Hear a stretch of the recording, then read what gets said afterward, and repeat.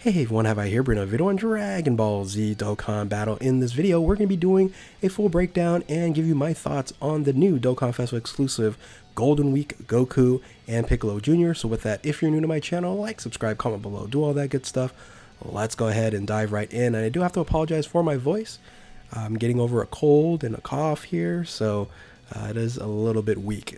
But anyway, hopefully you guys still enjoy my breakdown here. Now, all this information came out this morning and I just did not have any time to dive into it, and I read it over. I'm pretty impressed with these units here, and overall I think this is going to be a really fun celebration for, again, both global and on JP. I do have to give myself a shout out though, because I was able to guess both type advantages in my video that I did about, I don't know, 8-9 days ago. It was a total guess, random guess, but it had some logic into it. So I did guess Super Tech for Goku and Extreme Int for Piccolo Jr. So let's go ahead and dive into the breakdown. And these are all previewed in the official Twitter page here. I did a video for the Super Techs already. But here's the unit in of itself. This is the Goku. They didn't do what I wanted them to do, and that is have this Goku Tien. I discussed why that would have been important and why this would have made a lot of sense as well. But they also did something very interesting. They literally made Yamcha pretty irrelevant now, unless you want to run us maybe a super class Saiyan Saga team, which isn't all that great. But they made this unit here Earthbred Fighters leader. I was like, Global just had it. I know JP, it was a few months ago, but it's surprising that they chose that as the leader skill here. And then you also have Powerful Comeback. Now that's very nice, having a 200% for Battle of Fate World Tournament and then Powerful Comeback. So, but you can see here we already have Powerful Comeback 200% with Namek Goku as well. But in this case here, Battle of Fate World Tournament, Battle of Fate has a lot of units on there, and then World Tournament, they're just really, highlighting that for now. This being the 23rd World Tournament, and this is 2023, makes sense for them to do it this year. So interesting. This passive skill is very different, and I like it. I'll actually make this even bigger so you guys can see it.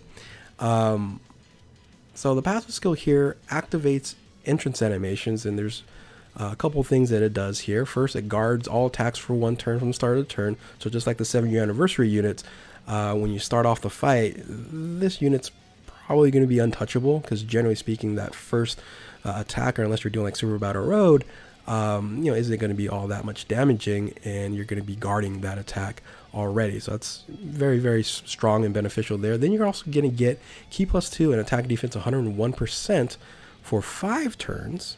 Okay, and that's kind of important for 5 turns there. And then Ki +3 and attack defense 150%. Straight out. All right, so that's a very nice starting point for this unit. Now you also get an additional attack and defense 10% with each attack received. So again, that's very beneficial when you are guarding your first attack. There you can get 3, 4, but you want to get up to 10 attacks, and now max it out for 100%. Then you have attacks effective against all types when facing 1 enemy. Very strong there. So for boss fights, of course, that's going to be very strong.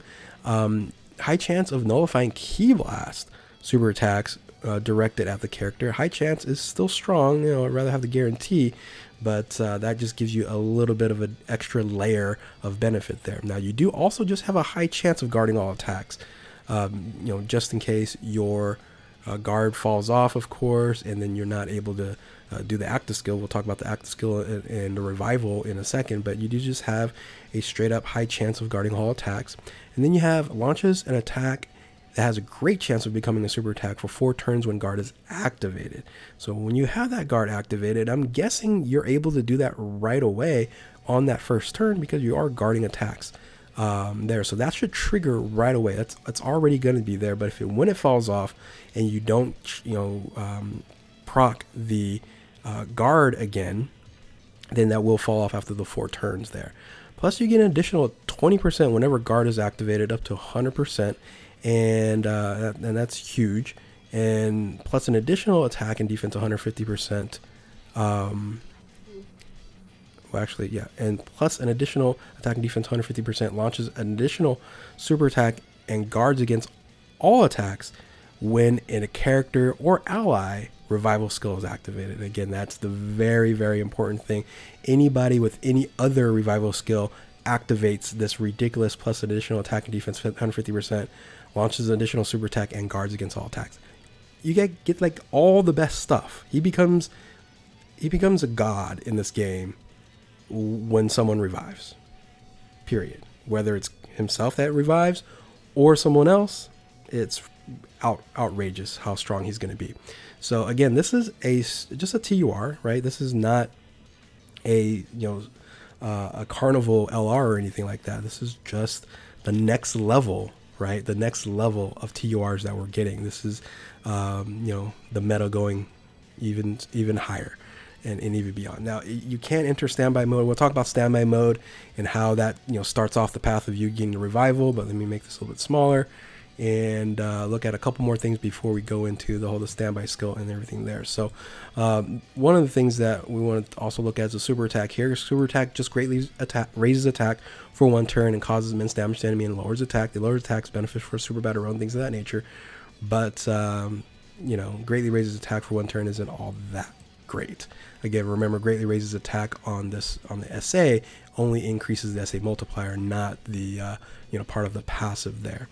When you look at then the rest of this unit here, you have a standby skill. The standby skill can be activated when HP is 59% or less, starting from the 6th turn of the battle. So you do have to wait a while for this Goku to turn into a god, right? So that's the toughest thing about this. I would have liked to see it like at the 5th turn versus the 6th turn, but that's why there's a lot of these mechanics within the unit of itself. I kind of mentioned, why are they so make this bigger again for the passive here, why they're giving you this additional attack with a great chance and the high chance of guarding and all these different things, additional 20% whenever guards activate up to 100%, and all these little things here kind of hovering around before you can actually get to this level there.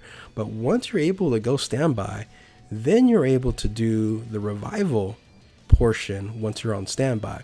But anyway, before we dive into that, you got your links here, all in the family, Saiyan Lineage, Incredible Adventure, Fierce Battle, World Tournament Champion, Infighter, and Guidance of Dragon Balls. And then it's on a ton of different categories here, which is great. Earthbred Fighters, Battle of Fate, Low Class Warrior, Goku's Family, Bond of Friendship, Full Power, Powerful Comeback, World Tournament, Pure Saiyans, Turtle School, Bond of Parent and Child, and Kamehameha.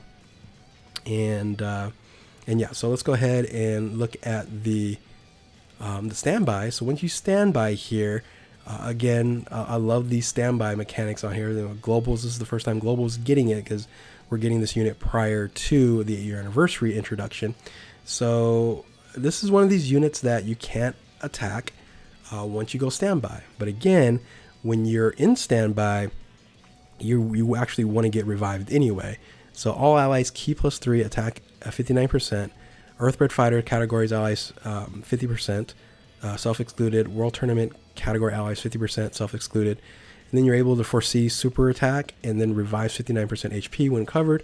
When an ally of the same turn is KO'd once only, plus an additional attack 590% when finish effect is activated, which you do have to survive. I'm guessing 4 turns, right? That's what we have to do, survive 4 turns to get that crazy 590% to attack. Let me look a little bit closer here. Here we go. So you have the flying technique, right? This is the revival counterattack. So actually, once you revive, this actually shoots off here. So in reality, when you revive, you're also going to get this 590%, the finishing effect there. So, but it does, I think, automatically shoots off after 4 turns. I read that somewhere. Am I missing that? I might be thinking of something else. Counters super tense for the enemy who KO the character or ally in the same turn. Yep. I might have read that somewhere else. Wait a minute. Let me clear this up here. Here we go. No? No. Okay. Anyway, this is a fantastic unit. overall, right? I think this is easily going to be one of the funnest units to run because it can do so much. And when you actually can get to standby, you're going to be very excited because once you're able to get into this guy here after revival, right? This whole craziness of attack and defense 150%, launches additional super attack and guards against all attacks starting from the turn, and then you have that for the rest of the fight. Yeah, you're god mode at that point in time. So anyway, I do love this unit here. I do wish they would have changed it to Goku Tien or something rather than base form Goku there, because it basically makes every other Goku obsolete. Like when you EZA the Saiyan Saga Goku, it's still going to be not as fun or useful to run that unit, even though, yeah, that's a support unit and this is, you know, something different. But they could have easily created a Goku Tien category instead of grouping all the Gokus into one. So it's a shame that they didn't do that. But let's go ahead and now move on to the team that you can actually run with this here. So fortunately enough, hey, you have something like Orange Piccolo on this. I think the key LRs that's on this is pretty impressive. Orange Piccolo, of course. You have the 8-year anniversary GT, Spirit Bomb GT for JP players out there. Then you have the new Goku that's on this as a 200% lead, or 200% not lead, but 200%. And if you kind of scroll down a little bit, where you have the EZA Gohan on here as well. Kind of scroll down here.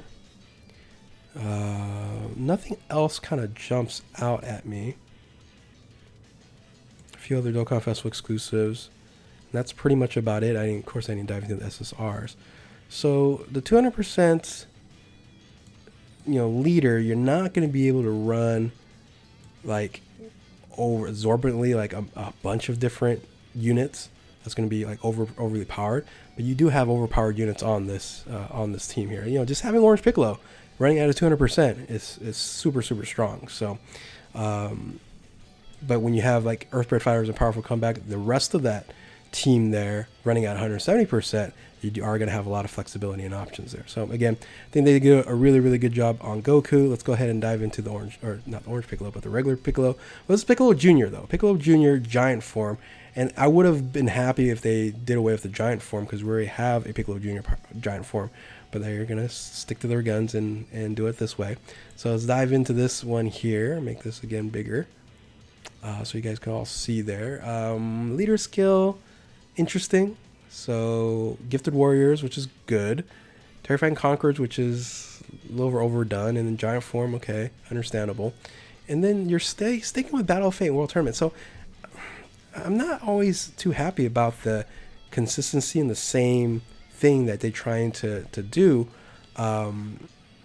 They could have changed it. They could have did a triple leader skill, because I think it's deserving there. Battlefield does have a lot of good units, but still, I think when you see the 200% options, it's actually less than the Goku. So anyways, look at the unit passive skill here. Activates an entrance animation. So instead of you guarding, you're going to have a high chance of launching an additional super attack for one turn from the start of the turn. So a lot less beneficial than guarding. Key +2 attack and defense 101% for 5 turns. The same thing with Goku. And then key +3 attack and defense 150% right off the bat. So again, same as Goku. Goku just has the guard. This one has the additional super attack.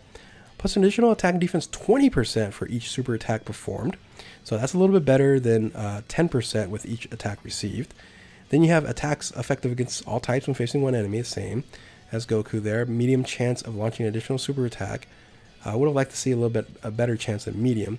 Plus an additional attack defense 60% with the same turn after receiving an attack. I'm not a fan of that ever. Is after receiving an attack, you get this buff here. Because if you don't run this in the first position, then you're not going to get that benefit. Plus an additional attack and defense 100%, and all enemies attack and defense -30% as the first attacker in the turn. So generally, you're also going to get the attack and defense 60% there as well. And you are going to get it if you're going to have multiple hits in the second or third position. And then plus an additional attack and defense 100% when performing a super attack, and a high chance of launching an additional super attack in the second or third. So you're going to get a high chance, you're going to get a medium chance, and then you have your your hidden potential skill. So you can do what, 4 super attacks, and then you have an opportunity to go into giant form. So this unit here clearly is a Super Battle Road unit, right? Because of all the things it can do. It can debuff all enemies, which is great. It can launch additional attacks there, and it's very beneficial to have in the first attacker in the turn, having that debuff. But then you're able to do something incredible, because if you look at then the active skill super attack, actually, oops, go over here. So you do have the super attack here, raises attack defense for 1 turn and causes immense damage with a high chance of stunning. So that's hugely beneficial for Super Battle Road. And then when you turn into giant form here, you can turn into giant form. HP is 60% or less starting from the 4th turn of the battle. But here's where it gets interesting here. So there's an active skill effect that you're going to do AoE. So not only is this going to be good for Super Battle Road, but of course World Tournament. And this being 23rd World Tournament unit, yes, all makes sense. The active skill condition can be activated when HP is 50% or less, starting from the 4th turn of the battle, or straight out when facing 2 enemies or more.